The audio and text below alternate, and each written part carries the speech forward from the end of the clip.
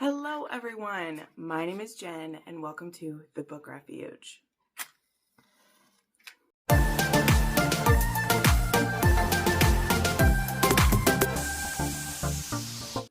That was super dramatic, but it felt really fun, so I just went with it. Wanted to light a candle and I was like, if I get this in one strike, we'll keep it, and if I don't, then we won't. But anyway, there's something so satisfying about little matchboxes. There really is. They just are, okay? Like, I get them at the Dollar Tree. I've seen where you can buy the really long stemmed ones for candles that are like deep, and they're so expensive to buy like thick matches with the thing. Anyway, we do not have time for Jen's sidetracks today because guess what? We have a mega week to talk about, all right? Not only was it the Mafia Romance readathon these past 10 days, but there was also still new releases coming out, and your girl, she got through 11 books this week. I was feeling it so well, and that is all to audiobooks and determination. That is what I tell you, okay? And the reading sprints, okay? There's just something about it, you guys, I'm telling you. I know not everyone is able to join them. We tried to have them at all different times of the day. But whether you were reading Mafia with us or you just wanted to join, which was so much fun, thank you to all of my co-hosts for this. Helen, Kyan, Jess, and Amber. You guys are awesome. I appreciate you so, so much. And it was just a blast. I loved it. And this is probably one of the most successful like Mafia readathons I've had the past couple times. And I really think the 10-day format was really good. The point announcement and live show will be later today. If you're watching this the day it comes out on Sunday. If you're my advanced watchers, it's tomorrow afternoon at 3 p.m. Right after I have my Fated Friends live chat, which if you are a Fated Friend, you can come join that and get some one-on-one talk with me beforehand. But yeah, that'll be fun. That'll be a quick one, so we're not doing reading sprints on it. We're just going to chat about all our favorite books. I have a few questions to ask everybody, and we're going to wrap it up, and it'll be fun. Hopefully, all of my hosts will be able to join at once. We haven't all been able to be on one together, but it was really fun. One other announcement to do, and if you follow my YouTube community page, which I do suggest you check at least once or twice a week, you know, because I do put announcements and things coming about on there. And something I've shared both there and on my Instagram is that I am closing my Etsy shop officially. It has been on vacation for the past few months just because I wasn't making anything new, and with taxes happening and some travel, I didn't want to have to worry about anything. Plus, just hadn't really been moving product that much, which is totally fine. If you remember back over 2 years ago when I first started my Etsy, it was because I had just gotten back into sewing and I was having so much fun. And I wanted to have a reason to like keep making things. And you know, things change, our interests change, our time availability changes, and I just hadn't been making anything. And so I'm going to be closing it. And in closing it, what I'm going to do is between now and May 18th, which is right before I go out of town for another mini vacation, I will have everything in the store is 25% off. And I've already reduced the prices down. So most of the book sleeves are already only $11 now. The medium size are like 13, and another size is like 17. And then everything's 25% off. And if you spend more than 50, it's 35% off. My patrons, if you are even a free member, so this is like any of you watching, you can go do this. There is a code listed on my Patreon right now for you to get free shipping on top of all of that, okay? Which is awesome. So I still have a few of some fun patterns. This is an indie size. It fits, ooh, here's a pretty book. It fits like an indie size book or a trad pub like this. It'll fit inside. I have this pattern in those. I still have some fun sports ones. I have a few HP ones. And then there is the Kindle size or a mass market paperback. Where's my Kindle at? I have my Kindle right here. So you're able to fit a Kindle in one of these. It fits it nice and snug so that it doesn't slide out. It fits it, sorry, it's being crooked. This is with a case. It fits it right inside. It also fits mass market paperbacks inside. So yeah, I have still some of the heart designs. There's a few of the Disney princess ones. We have some spooky ones in there. These are fun metallic ones. So all of those are available. Please check them out because this is for real. I don't know that I'll open the Etsy shop again, though what I'm tempted to do is, in the same way that I do annotated pre-orders, I may periodically do pre-orders for a few book sleeves. And that will be, you know, if you are, again, if you follow me here and you keep an eye on my YouTube community page, you follow me on Instagram, you follow me on my Patreon. Again, as a free member, you can still get public updates there. Every once in a while, I host giveaways on there and things like that. And I may do like a pre-order in the future so that instead of me fronting the cost to like buy everything, which is of course what you do for an Etsy shop, right? I would pick a few designs and do pre-orders for them because then I can also bill through PayPal or Venmo, and Etsy doesn't get to take, you know, almost 20% of every sale, right? Etsy, of course, is a beautiful tool, but we all know it's been taken over by AI and drop shipping and all those things. And the amount of fees it takes for me means I have to charge exorbitant prices for the item anyway. Whereas if I do a pre-order in the same way I do with my annotated books, I can not only then like charge what I actually want to for them, but I actually will then keep, you know, all of it except the PayPal fee, which is much less there. Okay. So that I just want to get out of the way. Again, everything is 25% off or 35% if you have more than $50 in your cart, and that will last until May 18th. So I'll definitely be talking about it a bunch till then. I may drop more sales than that, though I'm for real. I have them about as low as I can go because once Etsy takes their cut and the shipping comes out of it, I still have to make a little bit back for what I put into it, but it's pretty low down with there. But once whatever I have left, I'm planning to donate to the women's shelter as well as the homeless shelter in my area. I have actually some of my friends work there, so get those in hands of some readers in my city. But yeah, we'll sell what we have. There are also still keychains, and I have one computer sleeve left. I have some of the XL book sleeves left. So there's still some of everything. It's just pretty sporadic what is left. And it does also feel good emptying out my craft area where I do have a new shelf over there. And it's nice to get this stuff cleared out. So enough of that, because as I said, we have 11 books to talk about. So thank you so much to all of you who supported me. For those of you who've bought things from the shop, you really made that fun. And I definitely don't regret my time doing Etsy shop. It's just Etsy takes so much from you. I mean, the government takes so much from you. We know that. But anyway. Alrighty. Let me pull open my notes right here. And let's get into these books. So I said I had 11 that I got through. And of course, a fair amount of these are going to be Mafia. But I did fit in some other ones, including, if you saw the thumbnail, one of the very anticipated reads going. My Dark Fairy Tale I read, and this one hit Age Gap and Italian Mafia. This was, what else did this one get? A fairy tale retelling.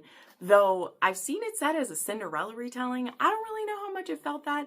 I don't know that this one actually needed to be a specific fairy tale. Though, you know, it's totally fine that people counted it as one. Because it really more felt like it was like a fairy tale, as in like this girl was living a fairy tale, not that it was a fairy tale specific.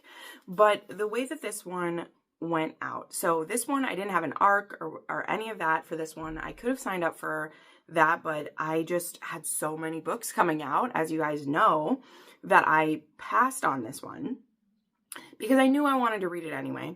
And so I got the audiobook, which was narrated by CJ Bloom. Love her, absolutely love her, and Dane Anderson. This was in dual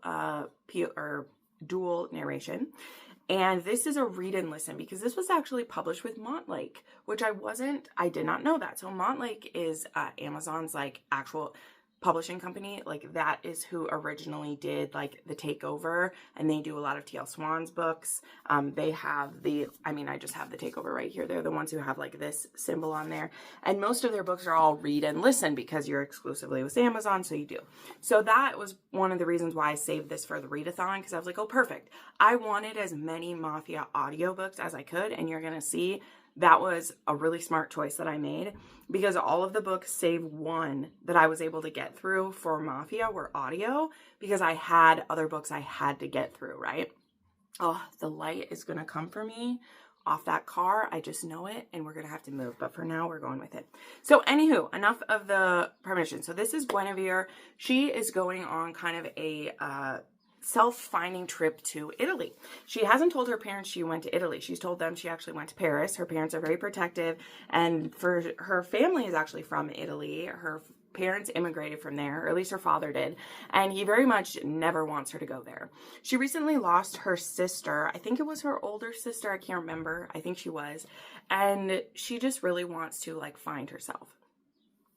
And she goes to Italy, and on one of her first days there, she ends up having some car trouble, and the guy who stops to help her tries to assault her. So she's able to like kick him and get away, and she like runs across the field onto another roadway and gets bumped by a car, okay? She gets bumped by a car, and the person driving it is Raffaele. And he is a little bit like, woman, what are you doing? You got hit by my car. And she's like, you hit me by a car. And she ends up like blurting out everything that happened to her. She'd left behind her car that the person had stopped to help her and then assaulted her, and it had all of her stuff in it. So she has no passport, no money, no ID, no nothing. And so this man, Raffaele, is like, let me help you out, kind of reluctantly. And he ends up bringing her back to his home. And of course, because this is a Mafia romance, this is one of the heads of the Mafia in the area. And it sounds like it's the Camorra, because it is like the Italian branch of the same kind of Mafia that Dante, is it Russo? Or am I thinking of someone else? I want to say, no, Dante Russo is in Anna Huang. But Dante Salvatore? Dante Salvatore, is that who it is? Anyway, Elena's Dante, okay, from When Heroes Fall and everything. But he's in the like United States side of it, though if you've read that duology, you know that they do come to Italy at one point during that series. But we don't see him in this first book anyway, okay? Okay, sorry, I had to fix that or it was going to bug me later, right? So here we are. We moved back to my normal spot. I was trying to be cool, and this is what we ended up with. So anyway, she doesn't know who he is. She is pretty unaware of the dangers that she has found herself in. But very quickly, Raffaele starts to fall for her. And she's only supposed to be in, I think she's going to be there for 3 or 4 weeks. I don't remember how long she's supposed to stay there. But basically, it leads into a fling between the two of them. And meanwhile, there is kind of some critical points happening in Raffaele's life. He is eventually supposed to have an arranged marriage as well. There's people that he should partner with, all of that jazz, all that fun stuff. And he can't help but be kind of drawn to this girl. And they have this really hot fling, very sexy.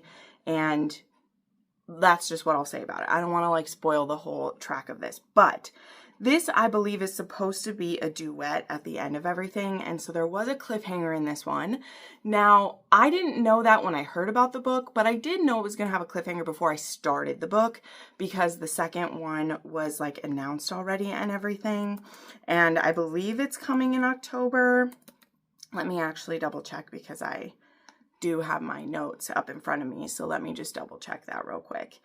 Yeah, My Dark Mafia Romance is the name of this series.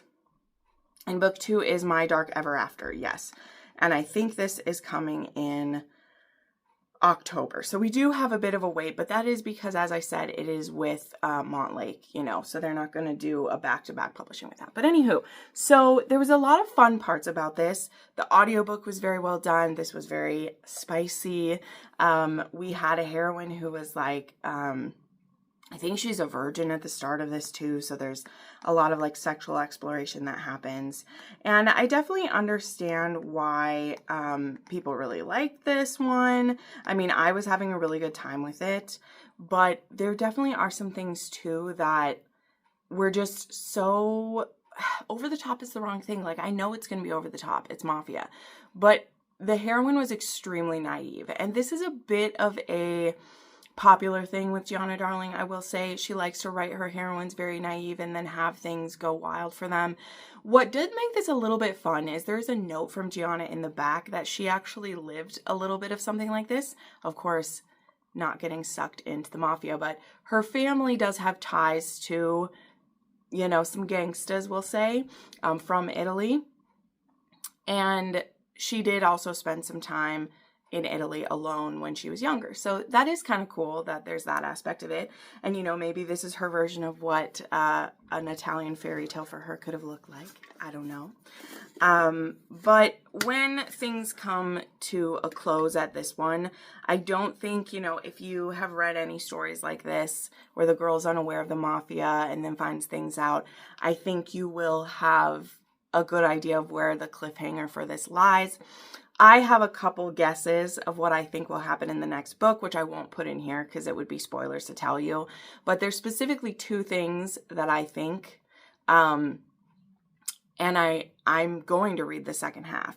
But when I was done with this, it felt like it was I don't know, this was an erotic romance to me, but it wasn't presented as one. And so they just went absolutely literally buck wild with like, her first time with him is anal. There's lots of fluids used and wine is used for things and put in places. And this virgin just absolutely went buck wild with this stranger she met in Italy. And I'm not judging anyone for doing that. Girl, I like reading the spicy spice fun stuff too. But it just felt off. Like, it felt off for this character specifically. Like, there's plenty of virgins I've read who are nice and horny. I mean, you know, I don't judge that by any means, but it just, I don't know, something just felt off.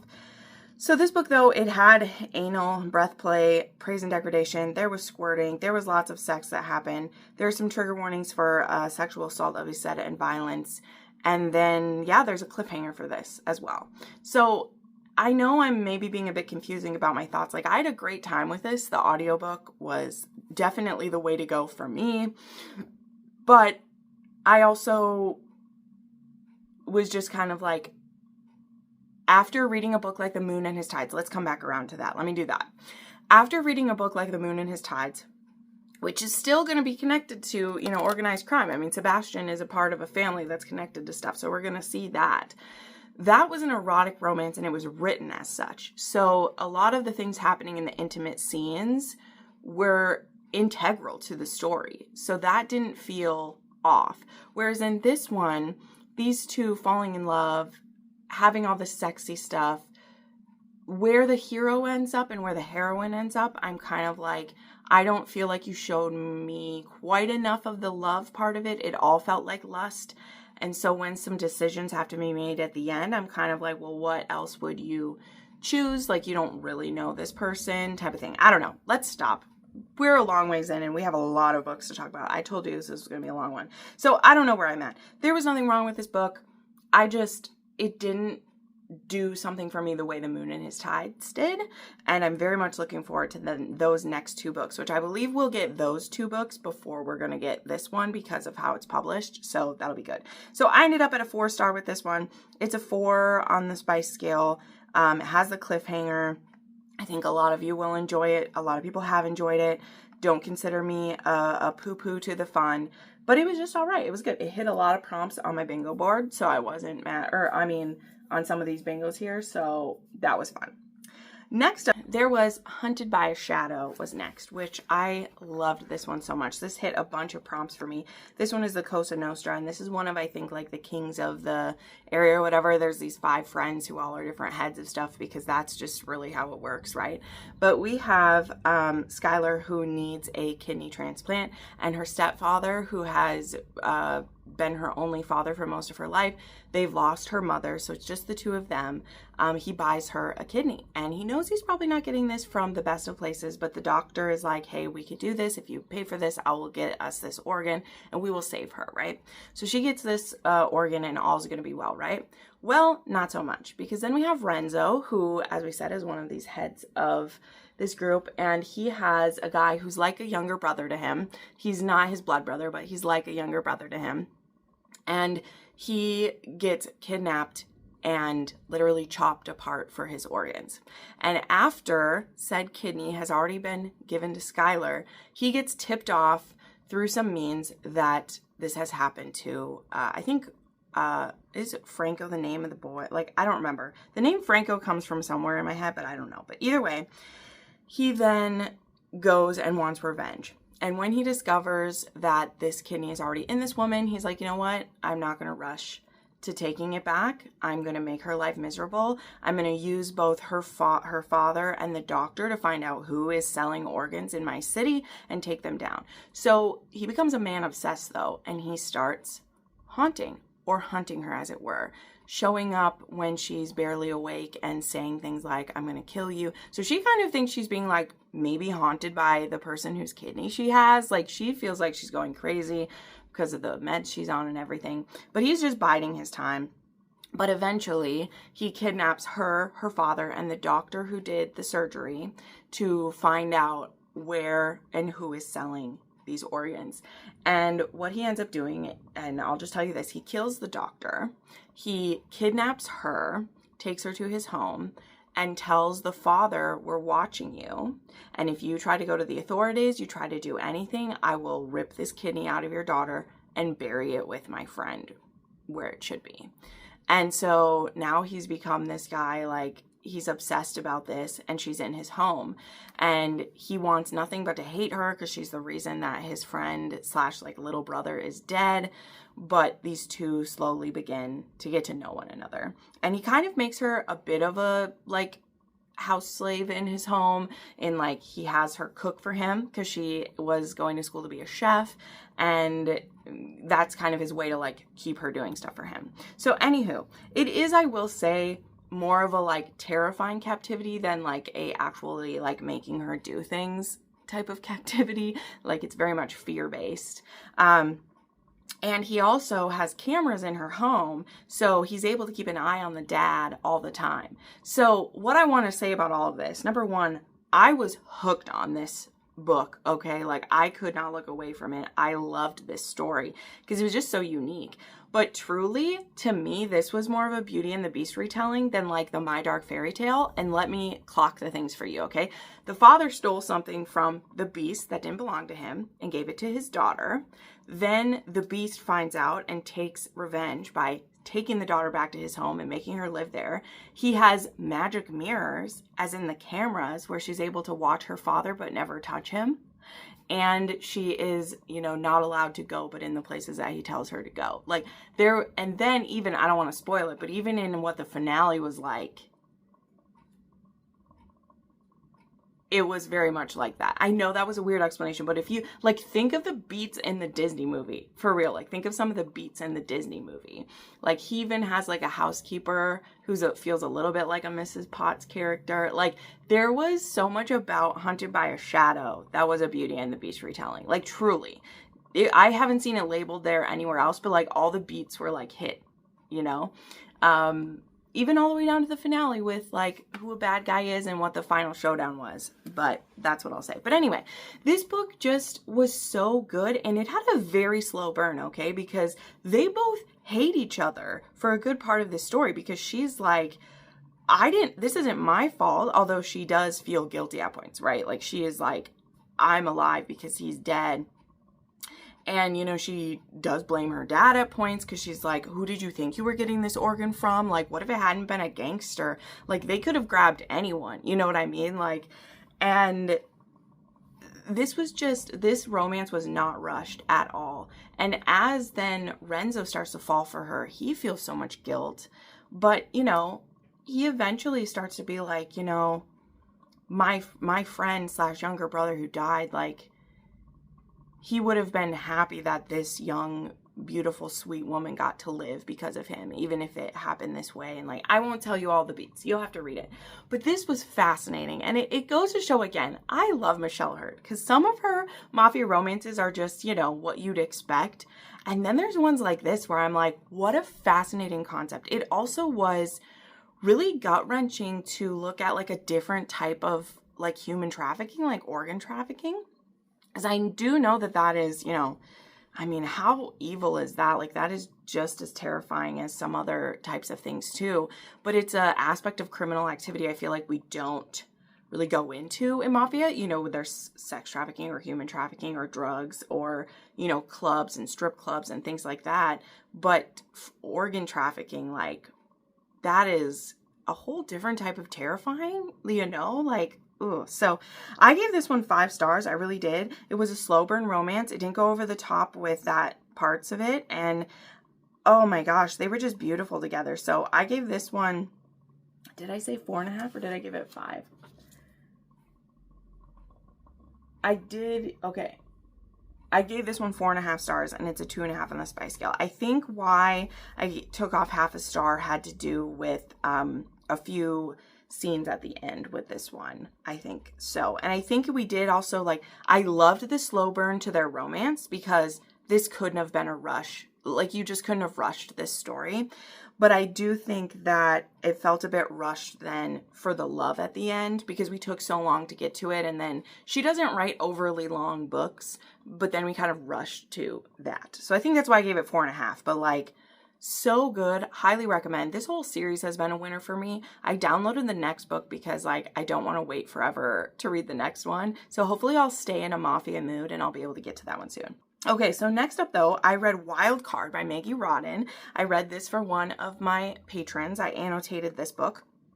And this was really cool because this was one of the, I think, Seattle Phantoms is what this one was. Although I will talk a little bit quickly about this one to move along because there wasn't like tons of as much nuance to this one. But I gave this 4.5 stars. Okay, I did. I really have been enjoying Maggie Rodden. You know, that is who writes the Bull Rush and what is it, Dark Horse, which was cool because these books came out. This one came out like before the Cowboy series, but like Dark Horse liquor is like a thing in here, which was cool when it popped up as I was like, oh my gosh, that is made at like the place in that series, which was really cool. But in this one, we start off actually with a fake date. It is our heroine, Skylar. Is Skylar her name? There was a few Skylars this week. Scarlet. This one's Scarlet. I do have some Skylars this week though, but there was a Scarlet who it's her 30th birthday and she thought she was going on like a date for this birthday, and this guy who she thought was going to be her date actually brought a date to her birthday. So awkward as hell. So her friend calls Tobias, who I guess is in their friend group. Now this was the 3rd book in a series, so because I annotated for someone, I didn't read the previous 2 books. So it's very clear to me that there was already some like teasing back and forth between Tobias and Scarlet, because when Tobias then gets a call from their friend who was like, hey, come rescue Scarlet, this is going down, she's being embarrassed on her birthday, and Tobias was like, I'll be there, and he literally skedaddles himself over to this place and pretends to be her boyfriend so that she is not on an awkward, like where she thought she was going on a date with someone else who brought a date to her party. It was awkward. And she's like, why did you pick Tobias? And you can tell everyone else is like, because Tobias is into you. And she's like, ah. So she's a bit of a nerd, very beautifully dressed one though. Like she likes to wear classic dresses and she is into history. She actually just lost her job being working for a museum. She's like into history and books and artifacts and things like that. Our hero is also secretly a history nerd as well, which was really fun. Anyone can be a history nerd, okay? Anybody can. There are some really fun aspects to that, right? I actually originally was going to school for a history degree way back in another lifetime, which is funny. Didn't last forever doing that. Switched to business. So interesting. But she has some fun other aspects about her. She actually has a history YouTube channel where she talks about things. And she has also thought about doing a kind of like OnlyFans type of thing, but never totally did it. And when Tobias finds out that she's thought about doing that, he is super turned on. And anyway, one thing leads to another. And these two, they've kind of been like rivalry friendship, but secretly he's been simping so hard for her. He's absolutely into her. And they end up having kind of this one night stand, and they actually film some of it because he's like, you obviously are into this. And he's like, I love doing this. But obviously he's a football player. He's famous. He can't just go around taping sex tapes all the time, even for private, because it could be bad, as we will see foreshadowing later in this. But anyway, they have a really hot hookup together, and things are kind of going a little bit along. Like, things are happening, nothing super serious yet, but he's hoping to convince her to want to be with him. And then we have the second phase of this story where he actually gets in a motorcycle accident. He's driving his motorcycle and he gets injured, and he needs someone to help take care of him. And Scarlett, as I had mentioned, had lost her job. So she gets asked by, I think it's his sister, it's either his sister or his friend, to be his part-time caretaker. And now he is not happy about this because this woman that he was wanting to pursue, that he was, you know, really into, she's now taking care of him, and he's very embarrassed about that. But I'll say enough about that. So it was interesting because he went from kind of this golden retriever hero who is really going to win her over to being a bit of like a recluse and kind of an angry guy. And it's very interesting to see how they work on that together. But they're very sexually compatible, and eventually, you know, one of her, you know, skills of caretaking becomes pleasing as well, which was hot. So yeah, this was there was fake dating happening. There was also like rivals to lovers, friends to lovers, reverse grumpy sunshine, caretaking. And then of course there was a sports injury, and this was football. They also play a little bit of backdoor play between the two of them. They use some toys. They do some videoing of each other. And yeah, and there's some trigger warnings where he has a really asshole of a dad. And yeah, some tabloid drama, other woman drama from the past type of thing. So I gave this one 4.5 stars, and it was a 4 on the spice scale. Maybe it was a bit more towards a 4, but I was feeling generous when I was reading it. It also was just really different to all the Mafia I was reading, so it felt very refreshing. Then I had another one I needed to annotate. Of course, I had those to get finished. I was way behind for my April ones. But I read Loving Romeo by Laura Pavlov. One of my patrons wants to do the whole series here, which I've read 2 of the 4 books in the series before by audio. I reviewed audiobooks for them. But I never read Loving Romeo because I was kind of dropped into this series partway in. And I was plenty excited to do this because I already knew a bit about the characters. So this one is in her, oh shoot, I don't remember the series title for this. Oh well. But this is Romeo and Demi, and their families are actually rivals. So Romeo owns a gym, and he's an MMA fighter.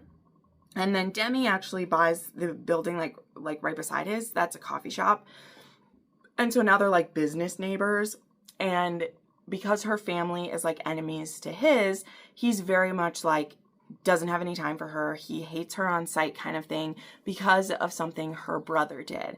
Now, her brother is a drug addict, and she still very much loves him and has tried to keep him in her life.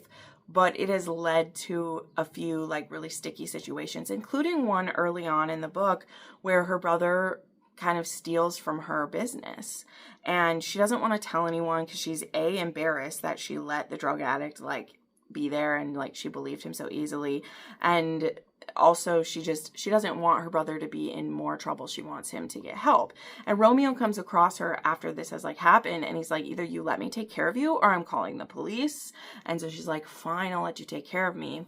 And so she ends up, I think he stays with her or she stays with him. I can't remember, but literally that happens. And he, of course, starts to soften towards her and be like, I know what your family did isn't your fault. That still makes it difficult for me to just like get over it, but it isn't your fault. I know that. Blah, blah, blah, blah, blah, all that stuff. Okay. But these two truly fall for each other and start dating pretty early on in the book. And it's just one of them dealing with, you know, you find out what it is that her family did, how it affected his family, which it actually was really interesting to know because, again, I read books 2 and 3 in this series. I read Wild River and Forbidden King are the ones I read. And I know about these bad things that happened to Romeo's family and where that put them. And so to find out that it was her family that put them there, I definitely understand his, like, I mean, not his hatred of her, but of him being like, I don't want anything to do with you because your family fucked us over. Like, I get him. I get him. So anyway, this was good. She also has someone who's kind of stalking her, so he helps out with that. And yeah, he's an MMA fighter, so this was a sports romance in that aspect. And there were some good scenes between them. I really felt like they were in love. And there isn't an official, like, third act breakup. There is the hero, like, contemplating, like, are they, like, is he good for her type of stuff? But it never goes into a full-on, like, breakup thing. Her dad is very against them being together, so there is some, like, parental being an asshole, and there was some stalking and violence, as I said, in this one. But I gave this one 4.5 stars as well. I told you, I was in a good mood this week because I was just plowing through stuff. Things weren't taking me forever to read, and so I was just in a good mood. Okay, I was. I gave it 4.5 stars. It was a 3 on the spice scale. Okay, then we have a couple, some more Mafia to go through. So next up, I had an arc of Wicked Savage by Lillian Harris, which I saved to read for the readathon. And this one came out on, did this one come out on the 8th as well? Was this just the other day? I think this one came out on the 8th. Yes, this one came out on the 8th. Okay, and this is the 4th and last book in the Savage King series, I think is what it was called. And this is an Irish meets Mafia Romance, okay? So this was good. I think my favorite in the series is still book 2, but this one had lots of juicy angst to it, I will tell you that. I want to be, like, careful how I talk about this because I read arcs for this author and I'm not trying to tear down, like, her style at all, because Lillian Harris, man, she puts so much into these stories and they pack a punch, and there's parts of them that are over the top, but so is so much Mafia. And I just think that, like, her books are really solid. She works really hard on them. So I don't want this to come off as, like, downing on it because this wasn't totally my style of book. I just want to be mindful of that because I'm not here to bash just because it wasn't my style, right? And I knew going in that this was a second chance and what it was. That doesn't mean I'm still not going to critique a bit of the balance of the story when I get to that. But first, let me tell you what it's about, and I'll tell you why. But this was still good. This hit a lot of prompts on my bingo board, right? This was Bratva meets Irish. This was Second Chance. This was Age Gap. There was BDSM in here. Like, this hit a whole bunch, okay? So it was a great one for the readathon. But this is Dinara, who is a daughter of the Bratva. She is a cousin to Constantine. Now, Constantine, she has a Bratva series coming next. So this is kind of the bridge book for those, which she's done with her previous series too, right? A lot of authors do this. The last book in the series kind of bridges you into the next one. But we've been hearing about Constantine for a while because it's his sex club that a lot of these books start at.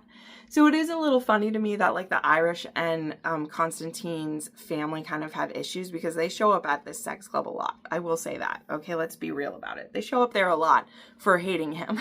I'm like, aren't there other sex clubs in the city? I don't know. But Dinara, her family life is pretty traumatic. She has 2 younger siblings. Her father is abusive, and he actually killed their mother in front of them very brutally. And her younger sister is a bit younger than her, and then their brother is really little, and he doesn't even remember their mother at all.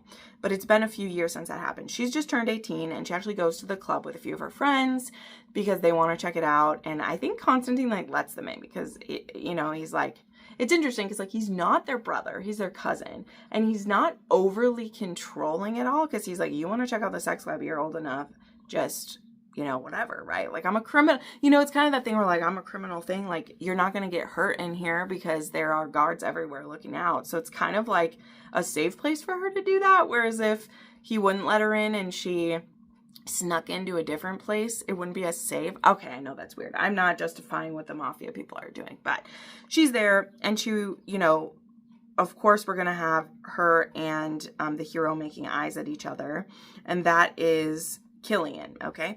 Now, Killian's mother was brutally killed by the Bratva. And so that's why they hate them so much. And so when Killian and Dinara end up hooking up, and she's actually a virgin that night, so there was this, and like he knows she's Russian, but he doesn't realize that it was her father who's the one who did it, I believe, is the one who brutally killed his mother, which to her, when she will eventually find this out, because she does not know any of that, she isn't actually surprised, because again, she watched her father kill her mother in front of her. So to find out that he killed someone else isn't that surprising to her, right? Like, that's not shocking at all. But when they're hooking up to start, they don't know any of that. And Killian and her, they really fall in love quickly. And then what happens in the story is, like, he does find out and he can't get over it. And so they have to break up. And then this leads to, you know, this is a second chance romance, and this leads to years apart and stuff like that. And I don't want to go into all of it and spoil it, but this book is also billed as an arranged marriage. And so we're then going to see that we do try to mend this rift between the Irish and the Bratva eventually, okay? But also to mention, Dinara's father is not dead. Just when he killed his wife, Dinara got her younger siblings away from him, and they have been living with Constantine, and he's been taking care of them.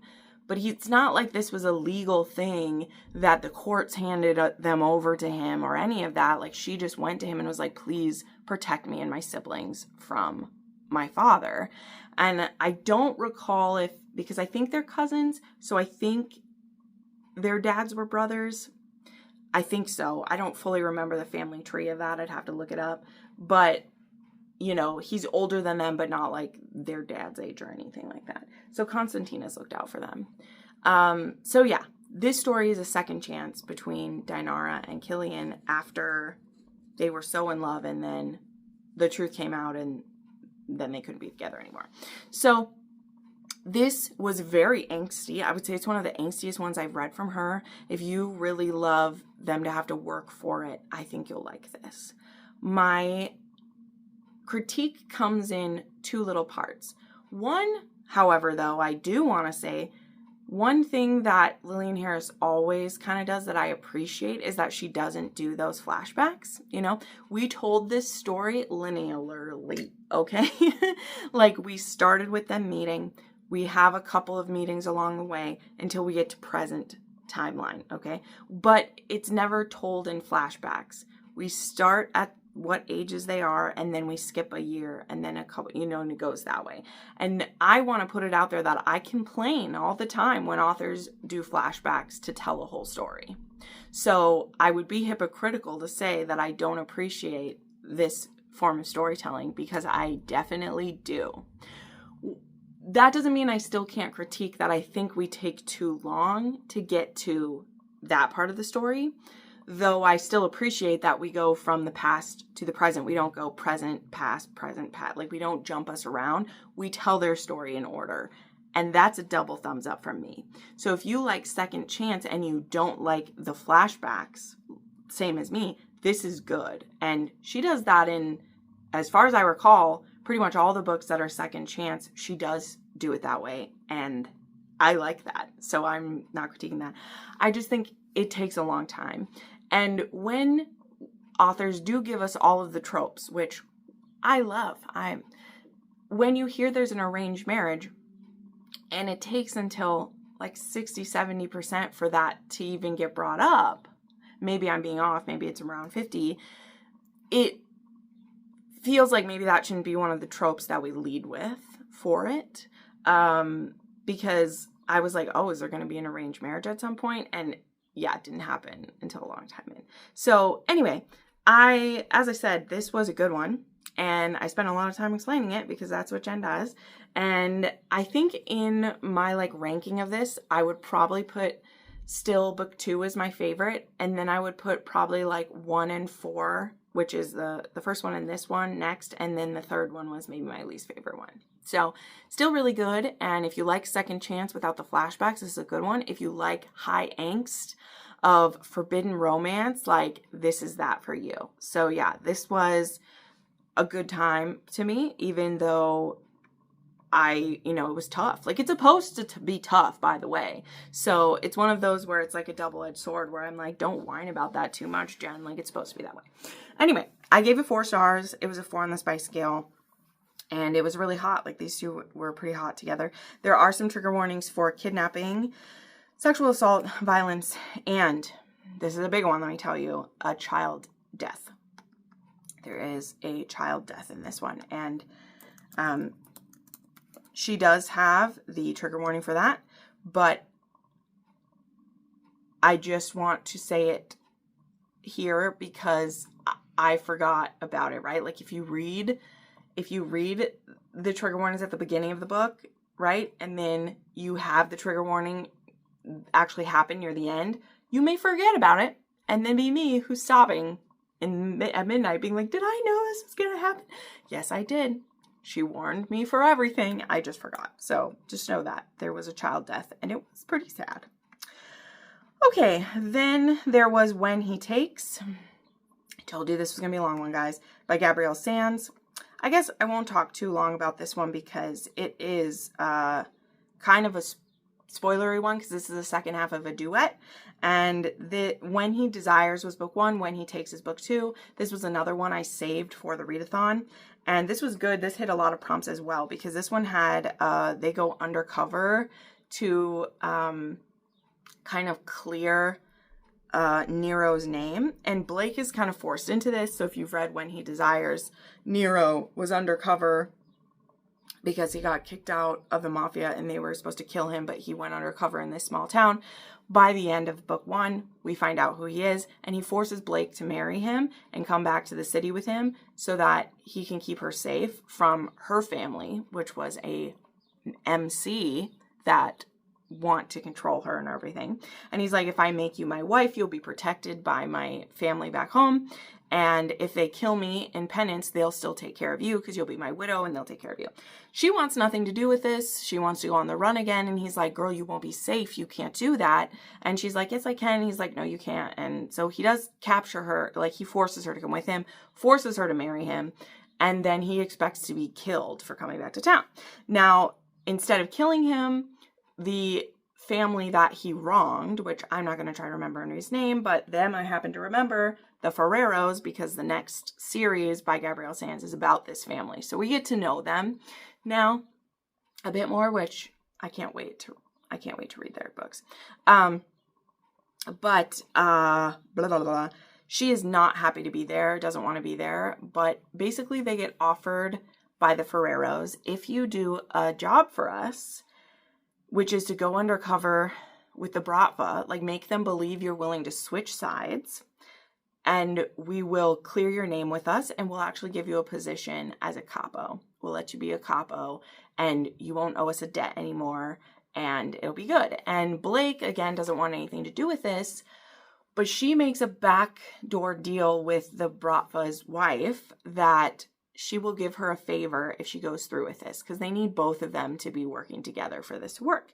And so her plan is to go along with it and use that favor with the Bratva wife to, it's not a Bratva, with the Italian wife to go under against the Bratva, that she could then get a new identity and run away or whatever. So this was really good. I truly love the reconciliation with this one. She does not give him an easy time of it. And as a whole, I would give this duet a 5-star. I truly would.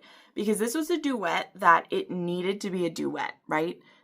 There is a full story told in book 1 with a act break, and there is a full story told here. So like, this is a second chance romance. This is like, they're undercover together. He also has captured her and he needs to win her all over again. And I truly loved both stories, right? The first one is like a small town mafia versus MC romance. Like, that was amazing. And then this story was something else. And truly, there are not many authors that I think they should have made it a duet. This absolutely was supposed to be a duet, and it was really good. So I gave this 5 stars, and it was a 3 on the spice scale. Okay, next up, I read When We Break by Kristen Proby. This was book 2 in the Blackwells. Are they the Blackwells or Black? I think it's the Blackwells in Montana. And this was an ALC that I had. Oh, I forgot to say, When He Takes, I listened to the audiobook. And it was duet narration by Aiden Snow and Lucy Rivers. Pardon me, can't forget that. Okay, this When We Break was read by Connor Craze and Stephanie Nemeth Parker. This was a dual narration. And this one was Skyla and Beckett. And this one is, Skyla is a Irish ballerina who is been injured, and now she's opened a dance school in the small town. And Beckett's niece is actually going to it. She also has this wonderful guard dog named Riley that she is around all the time because she had a stalker back in New York where she lived, which actually is why she was forced into retirement. She had a dance partner who is actually a gay man who is her dance partner. He has a husband. They're wonderful, but she had to leave that world because she didn't feel safe there anymore. And though her ankle had healed, she doesn't trust it anymore. Is her knee or her ankle? I don't know.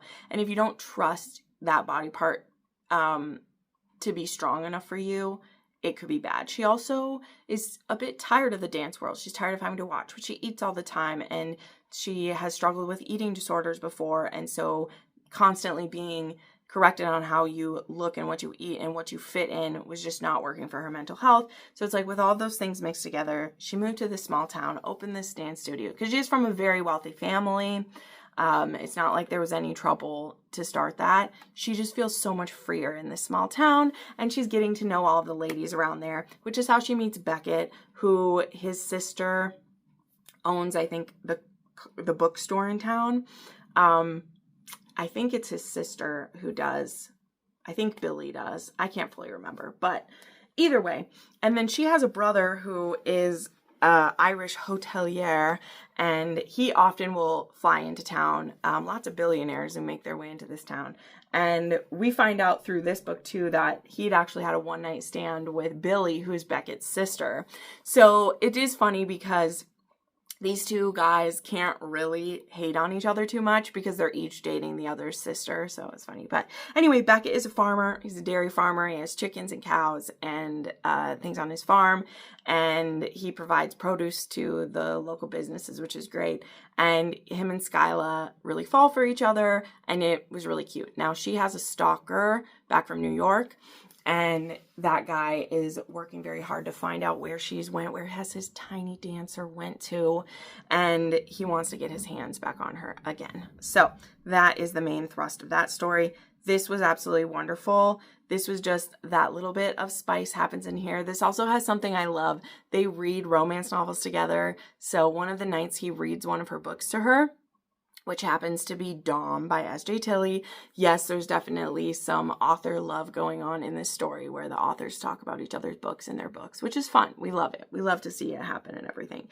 But they end up reading books together, which was really cute, and trying out a few of the things in the book, which was interesting. So this little contemporary had some breath play happen, some restraints, some impact play. And the big thing, though, that Beckett loves is aftercare. Okay, this man loves giving aftercare, and I was living for it, okay? Not just after sex, but whenever she's had a tough day, he loves to do her hair. This man gives this girl a blowout after they have a shower, okay? He literally puts earbuds in her ear and is like, listen to some music, and he gives her a blowout, okay?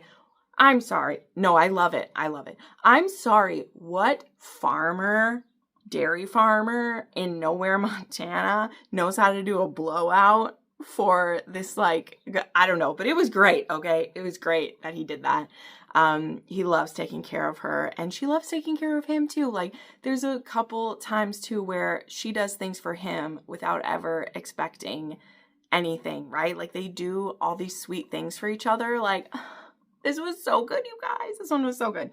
Yes, you can read this one as a standalone if you want to. I know people will ask. I really loved When We Burn. That was the one about the single dad who's the firefighter chief and his best friend's little sister. That one's great. But you can read this one as a standalone if you want to. This was great. I gave it 5 stars. very well narrated as well. It was a wonderful time. Whew, okay, we're at an hour or so, and I'm still not done. We got a lot to go. So next is Shield of Sparrows by Devney Perry, okay? So I was absolutely blessed to get a physical arc of this. You guys, I'm still stunned by things sometimes. So thank you so much to Red Tower and Entangled for sending me this book. I did end up getting it started before release day. I literally know which chapter I was at because I stared at it for so long. I got up to chapter 14 by release day. And then I did grab the audiobook, which was narrated by Samantha Brentmore with Jason Clark. Okay, now before we get anywhere into it, if you've listened to Fourth Wing and you know about the whole thing where people are like, where's Teddy Hamilton's voice? It says, that one says Rebecca Soler with Teddy Hamilton. And this is the same situation, okay? It says Samantha Brentmore with Jason Clark. Okay, Jason Clark has one chapter in this book. Let me just set it straight, okay? This was all the heroine's POV, and the epilogue is in the hero's POV, okay? Now, I'll tell you in a moment why that happened, but just know that if you see the audiobook and you're like, oh my gosh, Samantha Brentmore and Jason Clark, I love them, which I do love them. And I still love Samantha Brentmore's narration. But this is Samantha Brentmore narrated book, and we get one male chapter at the end, okay? So don't be let down when that happens. Like, there's a purpose for that. This is a heroine POV with a hero at the end. And a big reason for that, not to spoil anything, I'm going to talk non-spoilers first, and then I'm going to have a teeny little section with a couple of thoughts I have that are spoilery. It's because there's some secrets that the hero has, and if we had his POV, those secrets would be ruined, okay? Again, I don't want to do too much comparison to Fourth Wing, but it's going to be inevitable because it's very clear to me that Red Tower, you know, is looking for its Fourth Wing, right? Because, yeah, those aren't done by Red Tower, right? Yeah, did Red Tower do those? I think they did. Yeah, Red Tower knows what they're doing at this point. Let me say that then. They know what they're doing at this point with things like that, right? And so there was definitely some bits of this that felt pretty formulaic. However, I still had a good ass time with this. Okay, I truly did. I thought it caught my attention really quickly, but a few things to note if you are a hardcore romantasy reader and you want it to be big, full fantasy. It reads pretty modern. It reads pretty easily. It reads with a lot of like colloquialisms of our time. And this doesn't read like a medieval romantasy. That's not what you'll get from it, okay? There are monsters and creatures and magic I don't quite understand yet. And that's why it's gonna get compared to Fourth Wing, and why I'm gonna bring it up is I think Fourth Wing does that as well. This is a very approachable book. It is marketed to be approachable. It's marketed to hit wide swaths of people, though I do love that it is bent a little more feminine than Fourth Wing was, just because I love what this cover looks like, and it gives me so much joy. Like, it's there for me. So a little bit about what it's about, because I truly can't go into the whole thing about this. I don't know if I should make an individual review for this. I don't know. I don't really do that on my channel, but maybe I will. But we have this place called Calandra, and there are these 1, 2, 3, 4, 5. There's these 5 different realms in there. And our heroine lives in Quintus, and we'll just say the prince and the hero we're going from is from Tura. So they're from the literal opposites. Now, these 5 different realms, and these 5 different realms, to keep kind of the peace between their peoples, I can't remember how many cycles it is, or how many years it spreads out. But basically, whenever there is an heir to the kingdom, that heir marries into a different family. And you just keep like literally like rotating through. So that we don't have any incest ever happen, but also so that there's always like there's always a prince or a princess from a different country married into your country, so you keep the peace happening, right? But it isn't just happening between the 2 countries, it's happening between everybody. And in the beginning of this, it's supposed to be the Princess of Quintus marrying the prince from Tura. And our heroine is actually the older sister of the girl who's supposed to be getting married. So she's 23, and she is a princess basically like a name only kind of thing. She's actually has a stepmother, and the younger sister is her stepsister. Her mother died, and so she's kind of the forgotten princess is how they see it. She's left to her books and to her frivolities, basically. And her younger sister has actually been trained to be like a warrior queen and has been trained for this marriage. Now, when the prince and his group shows up, there is Prince Xavier, and he has a guardian with him who, it's not like it's his guardian as in his like, his like legal guardian or whatever. It's a guardian as in he's someone who fights monsters. And he's this big tough guy called the Guardian, and that's all that we call him and everything. And when this marriage is supposed to happen, he's supposed to marry May, again, who is the younger daughter, but everyone shows up for it. And the prince, through his guardian, the guardian actually does the speaking for him because our prince is mute. And the guardian says, actually, we want to marry the older sister, or like the prince we want the older sister. And our heroine here, where's her name? Odessa, she was not prepared for this marriage at all. This was not supposed to be her. But because of the customs and because of this ritual, which I won't go into all of it, that the prince has completed, he gets to choose who his bride is because of what he did. So it isn't just who they pick for him. He gets to pick. So they pick her. And now within like a few hours, she goes from just having been there to observe her younger sister's wedding into her being the one married off. And this very much angers her father, and her younger sister is just this wildcat who's like, are you effing serious? And she's like super angry. And actually Odessa was already engaged to a member of like her father's court already. She isn't in love with him by any means, but she was engaged to him. And so all of this just happens. And so that's the inciting incident, is now she's getting ripped away from her home, taken away from her family, and she gets pulled aside by her father just right after this is announced. And he's like, okay, so we were sending your sister there to be a spy and to find out information for us. And now I have to inform you of our whole mission within an hour or two about what was really happening. So Odessa gets given this job by her father. And now she is supposed to take part in it.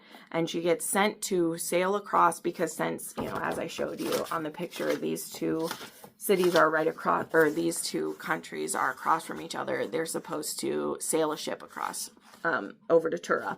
And she is tasked with discovering the secret location of like the capital of the country because nobody knows where it is. It's kept as a guarded secret. And that is what May was supposed to do. She was supposed to like win over her husband and find out where this is and get info back to her father.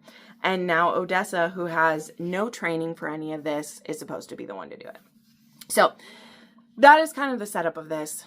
And once she gets on this ship, which she's sent with 2 of her ladies' maids, and like that's it, she knows nothing about like what is supposed to be happening. She, you know, isn't trusted by any of these people. Like they know that they don't know what she's trying to find out from them, but they know that this isn't, you know, a marriage of harmony by any means. And she's promptly pretty much ignored by the prince, who we do find out isn't mute, though. Xavier isn't mute. He does speak to her, and she's like, oh, you're not mute. And he's like, well, we discover that if I let the guardian speak for me, people either think I'm stupid because I can't talk, or they reveal more when I don't speak than they would if I did. And so it's actually kind of this clever ploy to pretend to be mute. So this is a secret that he lets her in on. And he's like, nobody knows this but a few, that I can actually speak. So it's kind of a test, one of the many tests she kind of gets put through. And he's like, you know, we don't trust you, but, you know, this doesn't have to be hellish either. So she begins this journey, and we quickly discover, though, that they're not going to be taking her to the capital city. It was never going to be that easy. Not until she can be fully trusted will they ever bring her near there at all. She actually gets taken to another village to live, gets put in her own home, basically, doesn't consummate the marriage with the prince, and really just gets kind of like left to her own devices. And it's a very isolating thing that she goes through. But she begins to learn more about this country and the people and things like that. So that's a really like vague explanation of this. And I don't really want to tell you like more about that because this is like, I want to keep this spoiler free to you. But I will say a few things more. This is a very slow burn to what the romance is. The romance isn't with who you might suspect it will be. There's lots of twists and turns. The things I liked the most was learning about the monsters. I liked a few of the side characters a whole lot, like people within the prince's court. Of course, I loved the guardian and getting to know this character, you know, finding out what his name is, finding out what role he plays, finding out about there is this blight that's kind of going through the creatures. So there are these like main different types of beasts that attack. And again, the guardian is known as being a slayer of these beasts. He protects the people because he has, let's just say, a little bit of extra boost in strength that allows him to be able to slay these monsters. But even within the monsters, there's something going on. Because the monsters aren't inherently supposed to want to kill people. Let's just say that. They are just like, you know, in their purest form, just supposed to be these like, you know, like other animals out there.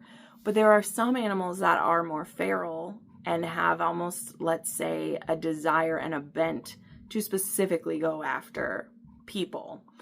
And what becomes apparent is they seem to be specifically wanting to come after Odessa. And we don't know why that is or what's going on there. All that we may know at the beginning, at least, because of course you will learn more through this book about Odessa, is that, you know, I did say she was the daughter of her father's first wife. She doesn't remember her mother, but she does have bright red hair that for her whole life, her stepmother has been very meticulous about having her dye her hair a dull brown. And she's always dyed her hair that color. And it isn't until, you know, like her stepmother gives her the materials to keep dyeing her hair. But of course, eventually she's going to stop doing that in this new place. And, you know, what does this bright hair that she has, what does that have to do with this story? What does that have to do with anything? I don't know. I probably haven't explained anything, which was kind of the point. I can't really explain it all to you, but I give this story 4 stars, okay? It was a 2 on the spice scale. As I said, the romance was very slow building to get to it because there's a lot of world building going on. There's a lot of side quests going on. There were some fabulous side characters, as I said. I don't even want to say who some of them are because it's kind of a spoiler, specifically who a couple of them are. There was some reveals that I thought were amazing. And there was particularly 2 reveals that I did guess pretty quickly. One specifically, I think maybe even in me talking about it here in vague terms, you might know, but I figured it out pretty early on, and I was then just kind of like waiting for us to get around to sharing it. And for a good part of the book, that didn't bother me because I was like, you know, maybe I'm just ahead of the game with this. It was kind of a crazy guess that I had. And then when I got to a certain point, I was like, well, are you going to confirm this or not? Because if it's not true, I'd also like there to be some confirmation. And it was true. I was right. And I feel like by the time that reveal came, it was kind of like, okay, well, you drew this out too long and now it's not really a big deal because I've known it the whole time type of thing. So yeah. And then there, of course, is a cliffhanger for this one. And I definitely am going to keep going. I don't have awful things to say. I was able to have this audiobook though up at like a 2.4, and I really don't normally need like put books that fast because once I got in the groove of, you know, I love this narrator, as I said, Samantha Bremore, I had this cranked way up because it was a long audiobook. And so this was just over 500 pages. It's not like it's the longest fantasy ever, but I do think once I see the full arc of what this book was, that we wasted a lot of time in the beginning. That was just a lot of drag there. So, anywho, I don't think I did a great job explaining that to you. I apologize. You guys know fantasy, it's always a little But I do think that, I don't think the hype is necessarily wrong for this. I think this was fun. I think that Red Tower, again, as I said, they knew what they were doing with this. They got this book all over the place. People are very excited about it. I'm sure there's going to be 50 million special editions for it. I'm very happy for Devney Perry. I think this was fun. But I can tell that, A, this was a contemporary author before she was fantasy writing, the same way Rebecca Yarros was. I think that this will be another one. People say it's a super spicy, hot romance, and like, it isn't. Maybe it will be in future books, but it's not. And honestly, there wasn't much of a romance until like 70% in. And so we'll see what that romance is in like the later books, right? I think it could be really good later on. So this was definitely a setup book. It has to be. Any fantasy beginning it off, it would be. But yeah, I gave it 4 stars. It was a 2 on the spice scale, and I'm going to continue. I'm looking forward to what comes next. I think Devney Perry did a good job with it. All right. Keep it going. Well, this one's easy to talk about, though, because the next book was a reread of Kiss the Villain, which is book 1 in the Villain series from Rena Kent. This is the forbidden romance between a Caden Lockwood, the criminal law teacher, and then Gareth Carson, who is a student. And it's an dark romance, twisted. All the fuckery that happens in here was over the top. And yeah, I reread and annotated this for one of my patrons. This was still 5 stars. I had a great time with it. It's dark, it's twisty, it's a bit heavy at the same time too. But it's a good one, and I can't wait for more. The next book from Rena Kent isn't in that series. It's going to be the next series, which is a dark hockey series. And that does get set up a tiny little bit in the epilogue of Kiss the Villain. But it is going to be a new series. You'll be able to start that series if you haven't read any of her other stuff. Because it's going to be in a new town. But it is Caden's nephew. So that's how it connects, is Caden's nephew is this guy. So, you know. Okay, then one last Mafia romance that I got through, and this was great. This hit a bunch of my bonus prompts. And this is called Skeletons of Society by Marie Maravilla. I'm sure I mispronounced that because that is a Spanish name that I did not say correctly. But this is the same author who wrote High Sticking the Heart, which is how I found her. And when I discovered that she also had cartel romances, I was hooked. Not only cartel romances, but this first book, Skeletons of Society, has a female cartel boss. She is not the very head of this cartel. She is one of the like underbosses, but that counts in my readathon. This is also an interracial couple because Gunnar is a white guy and an MC. And it was also undercover. And I don't want to tell you who was undercover, but someone in this world is undercover. So this one ended up hitting quite a few prompts for me, which is great. It hit cartel, it hit female capo, it hit interracial couple, and it would have hit undercover, but I already had that one hit for a different book. So this one involves Ryan is the heroine's name, and she was actually rescued off the street by this cartel when she was young, and she ended up working her way up to a position that she works there where she actually like rescues women from situations she was in, but she does still like run a burlesque club and she runs weapons for the cartel as well. She does some business for them. Now this cartel wants to make a deal with one of the MCs in the area.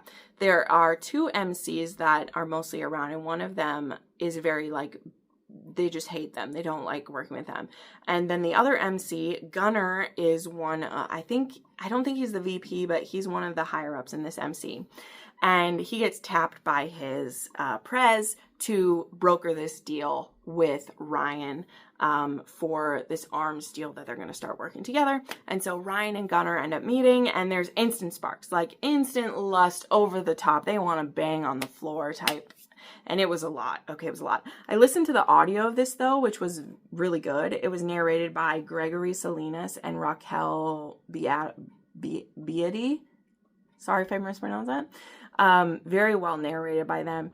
But yeah, these two were hot, hot, hot for each other. And there are guns, and there's danger, and there's kinky sex, and it was all the things. So I had a great time with this book. I really did. It was really fun. It was a great way to round off my readathon reads for me.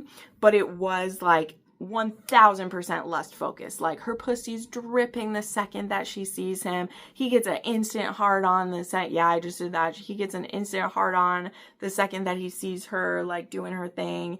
And they were just completely lust focused the whole time. And it was just like, I didn't believe this relationship was lasting after what they go through together, because he has a good dick and she likes it. Like, I was like, ugh. So I was torn with this book because I thought it was so unique. I've only read a few cartel romances, even fewer where you have a female who's the head of something. And I love that it was the MC and this cartel working together. And I loved kind of the overall plot.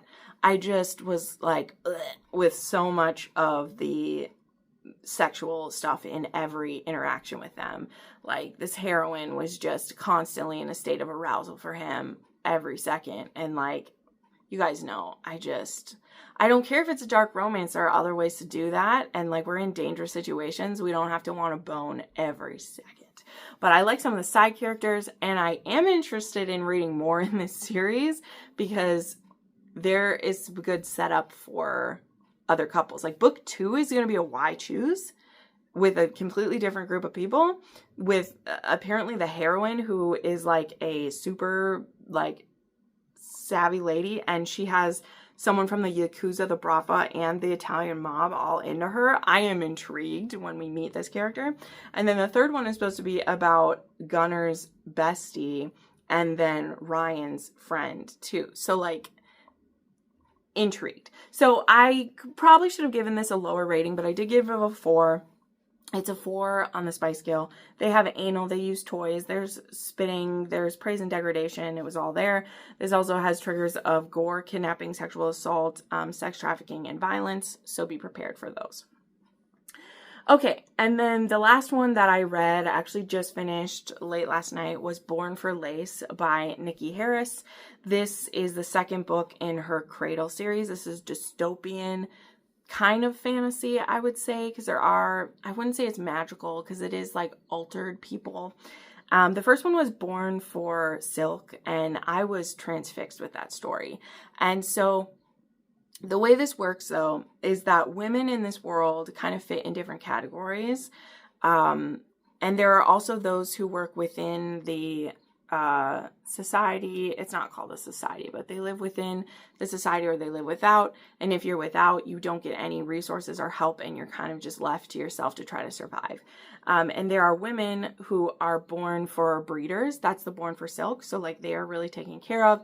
They are used for, breeding more people. They are taken very good care of and treated just preciously. Then there are women who are like called house girls, who they're basically prostitutes, and they are, surviving off of doing that job, and they are awake for everything. And I'm bringing that up for a specific reason. Like, they are awake for the sexual encounters that they go through. And then there are women who are born for lace, and that is who our heroine is in this one. Now, they are also, let's be honest, they are also sex slaves, but it is glamorized in this way. So when you are born for lace, you are gifted to someone who's called like your, I don't know, it's not a protector, I think it's your ward. And you're given to these men, and you actually brew this type of tea that puts you to sleep. So you basically become a sex doll for your ward. But they have to treat you with respect. If you're mistreated at all, you get given to somebody else. But you are a commodity, and you are a sex doll. That's what you are. You brew the tea, you get into bed, you wake up when it's over, and they are supposed to have cleaned you up, not leave any evidence of you being whatever they do with you. And then during the day, you just live your life, and whenever they want to use you, then you take the tea and go to sleep, and they do it to you. But this is, again, like glamorized to them, and it's seen as being like, like the house girls, they like hate these girls because like they don't have to live with the indignity of like being awake during it. Like, there's just all these dynamics in this. But the way this story is starting, this world is really confusing to his mind, I'm sorry. But the way this one starts is that one of Dahlia's fellow lace girls actually got pregnant, and this pregnancy wasn't ended, and she got pregnant with a Zindi, it's hard to say, but she got pregnant by one of these altered beings who they make really big babies. And what happens in the beginning of this book is that her friend is she's trying to help her friend make it to safety. And there are these, I don't even know what they call themselves, but they're helping people escape the society if they need to. And Dahlia doesn't truly have a desire really to escape this world, but she's helping her friend do it. Only her friend doesn't make it. She goes into labor prematurely and the baby kills her. So there is a maternal death that happens in the beginning of this book. So trigger warning for that. And now Dahlia is left with this baby, and she promises her friend as she's dying, they name the baby, his name is Sparrow, and she promises to get this baby out of the society. And so Dahlia goes to the place she's supposed to meet these people, and she meets this man and his Zindi companion, and right away they can tell that this baby is a shadow baby is what he's called, which means he is a Zindi who the father or whatever was bred to be this specific type of Zindi. I know this is confusing to explain. I'm sorry. I just can't go into every single detail of this. But basically this baby will grow up to be a killer is what it means. He's genetically engineered to grow up to be a killer. But at this point, he's just a baby. And Lagos, who is that Zindi man who actually used to be, or like still is like bred to be a killer himself, but no longer does that. He instead helps, shoot, how do I say his name? Taro, is that his name? I can't remember his name, but he's the one who is helping rescue the women, and Lagos is the one who helps him. And he's like, you should just let this baby die. And also, where is Mabel, who is the one that, is it Mabel? Is that what her name was? I don't remember. Okay, you guys, there's too many fucking names in this book. I'm sorry. I loved this book, by the way. Too many names in this book, okay? And so she ends up being the one who goes with. It's very hard to take care of this baby because since the mother died, there's no milk. To find formula outside of the society is near impossible because babies are only supposed to be born within society. They don't want babies born anywhere else. And so there are just a lot of technical things that go in trying to keep this baby alive. And there's a lot that Dahlia doesn't know about. She didn't want to be outside of this society, but now she is because she's taking care of this baby and like all these things. And so as she travels with these two to try to get to this community where they take in refugees from outside of the society, she interacts with people who are, have been cast out or have escaped, people who judge her for being a lace girl and basically getting to sleep through what happens to her. And in the beginning, she's so compassionate because she is like, wow, they've lived really hard lives. I want to be loving and kind towards them and like all these things. And there's just a lot she has to go through. And as she falls in love with this baby, which is very moving to me, and falls in love with Lagos, she realizes, how much she was missing out on by just going along with her great purpose, as the society calls it, and everything. So I know that is the most confusing thing I've ever explained. This series is very complicated to explain, but it's a dystopian series that is wow. Like, it is wild. Like, it's so well thought out, and I am butchering my explanations of it so badly. I apologize for that, but it's truly, truly good. You should and need to start with Born for Silk. You just can't dive straight into this one. It just wouldn't work. But this world is wild. Like, it's so good, okay? So Born for Silk is, I've talked about that one many times before. That one is about like the king of the society and his silk girl who will be having one of his children. Now, they're not directly shown in this one, but we do see reference to the king and to his eagle, which if you read that, you'll know there's an eagle. And so like we run across them a couple of times, they get mentioned. Now, this book was about, as we said, someone completely different. We see a different part of the society. Book 3, which will be coming, is called Born for Marble. And that book is going to be interesting because that book is one that we saw set up in the first book, but we took this detour to tell this story. So I'm very interested to see what happens when we go back to that part of the society and we see what's going on, especially after the changes and the things that the king did in that book. I want to see what now is happening in Born for Marble. So anyway, this video was ungodly long, and I really didn't have time to get into the Silver Elite stuff I was going to say. Maybe we'll save that for another video, because I said we'd see if I was tired of talking. I have over an hour and a half of footage here, and my throat is literally starting to burn, so we need to take a break. But I need to film another video for this upcoming week, so maybe we'll slip it into that one, my thoughts about Silver Elite. So thank you so much for watching. I appreciate y'all so much. Again, do not forget, my Etsy shop is closing. If you want to get something from there, get a good deal on it, definitely go check that out down below. And remember, if you are a patron, check out what the code is for free shipping. You can use that on your orders, and that will only be open for another week, so definitely check that out. Thank you so much for watching. If you joined in on the Mafia Romance readathon, let me know what your favorite book was. Make sure you tune in to the point reveal tonight, and we'll talk about it. And yeah, thank you so much for watching, my friends. We'll see you next time. Bye.